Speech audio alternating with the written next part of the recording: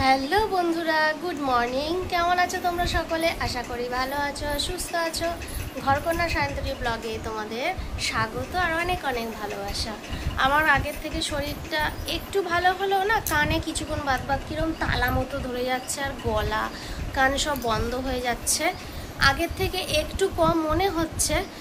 তো দেখা যাক, আজকের দিনটা যাক, তবে বুঝতে পারবো। সকাল থেকে উঠেই দেখছি বেশ ভালো রোদ উঠেছে। কাল থেকে আর বৃষ্টি কিছুই হয়নি। আর এখন তো বাজে প্রায় কটা, 9:30 মতো বাজে। আজকে একটু দেরিতেই ওঠা হয়েছে। দেরিতে ওঠা মানেই সব লেট। আর সকালবেলাতে উঠেই আগে মামামের ভাতটা বসিয়ে দিয়েছি, যার জন্য একটু এই ভাত, গাজর সিদ্ধ, ডিম সিদ্ধ আর একটু উচ্ছে ভাজা নিয়ে চলে এলাম। ওকে খাইয়ে নিই, তারপর খাবো আমি। আর ওদিকে একদিকে রান্না করছি আর একদিকে কাজ করছি। তো চলো আজকের ব্লগটা দেখতে থাকো আর সঙ্গে থেকো। তুমি কি করছো? এসো। মামাম দেখো পুতুলকে সাজিয়ে ওড়না এগুলো দিয়ে সব সাজিয়েছে। এগুলো হচ্ছে ওর খেলা। এসো, এই নাও। কই গো, ধরো না, মুখে নিয়ে নিয়ে খেলতে হয়।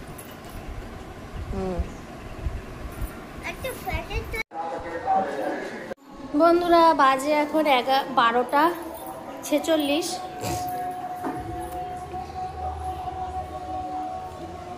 আর স্নান টান করে মামামাই দেখো কি হয়েছে। এটা আবার কি সাজ? কয়েকটা কাঁচা ছিল, সেগুলো কাচলাম।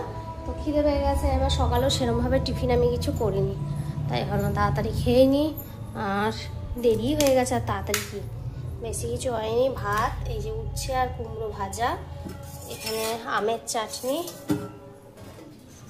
সোয়াবিনের তরকারি। এই হচ্ছে আজকের মেনু। চলো খেয়ে নিই, পরে কথা হচ্ছে।